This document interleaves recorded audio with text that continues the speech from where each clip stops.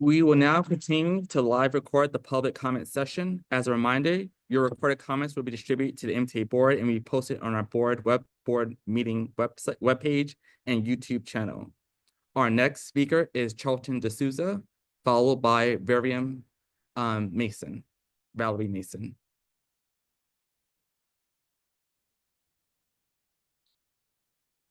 Oh,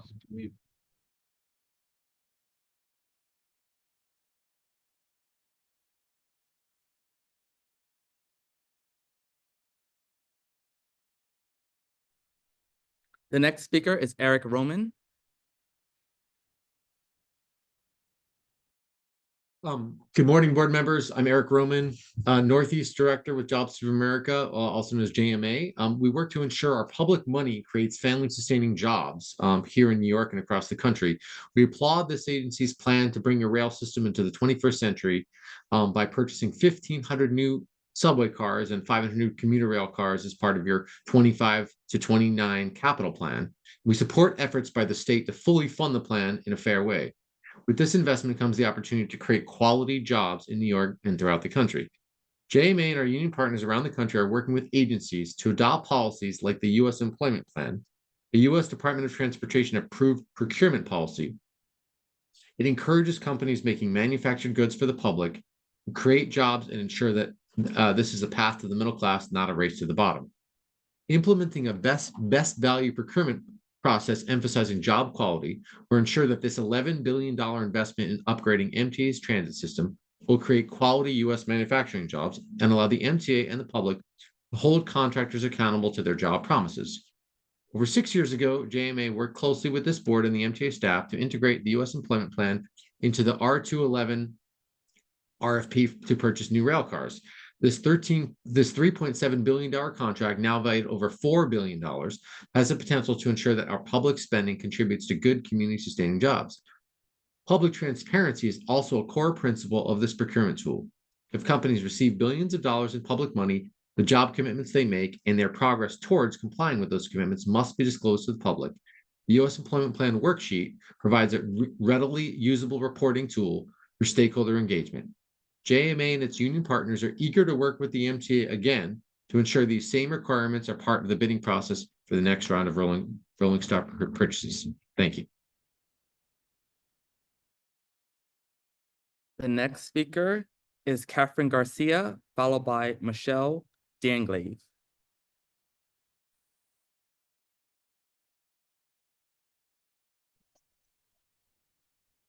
Hi, my name is Catherine Garcia, and I am a student at the College of Staten Island.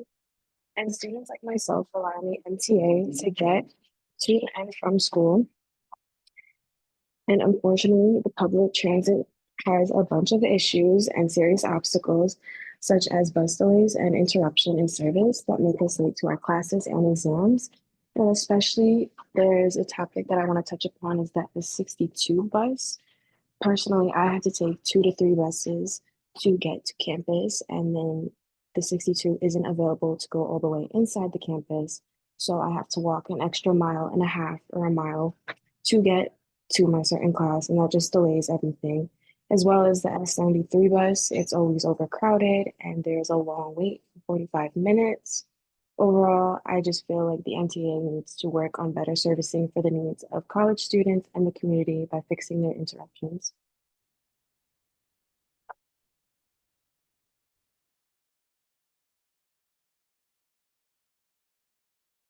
The next speaker is Michelle Danglave, followed by Charlton D'Souza. Hi, good morning. My name is Michelle, and I'm a student at the College of Staten Island and a member of the New York Public Interest Research Group, also known as NYPIRG, which is a student advocacy group whose focus issues include improving the MTA system. To get to and attend college, I, like many other students, rely on the MTA. However, an obstacle presents itself in the lack of satisfactory bus routes and options. There is no bus on or near my campus that offers a direct route from my neighborhood in Port Richmond to my college. Instead, I must either take the 44 or the 59, get off and pray that the 62 is there to bring me at least halfway to my through my route. But of course, living on Staten Island, it never is. It always comes up as being an hour or not appearing to arrive at all.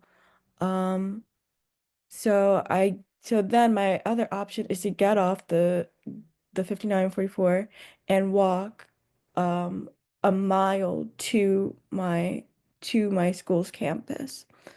Um, of course, this presents me with a lot of obstacles. I end up being late for some things, especially I'm really active in my school campus, so it's important for me to remain on time. Um, and I think there needs to be action taken to offer us more convenient um, and better bus options for students who just want to get an education. The next speaker is Charlton D'Souza. All right, guys. So the MTA, as usual, it's playing its games. So I registered at 8:28 a.m.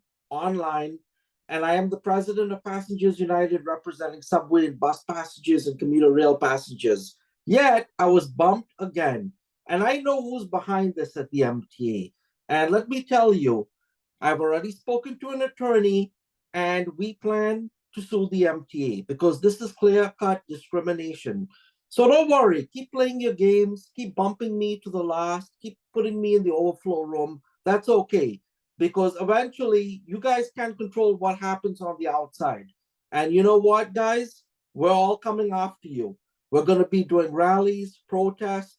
So keep it up. And congestion pricing will soon be ending as well. That's why you're angry, because anyone who doesn't support congestion pricing, anyone who speaks up for true subway safety, the real advocates, are bumped.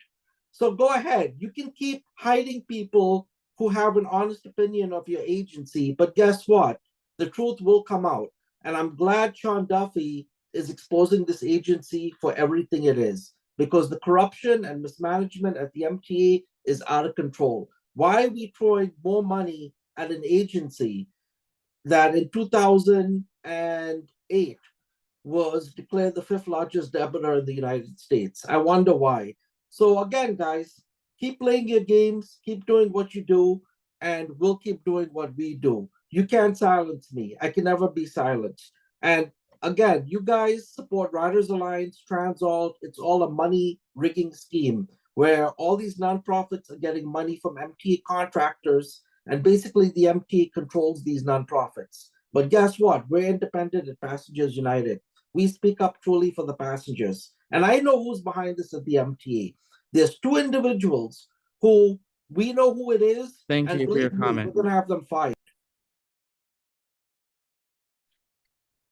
Thank you for your participation and comments. This concludes our public comment session. Thank you.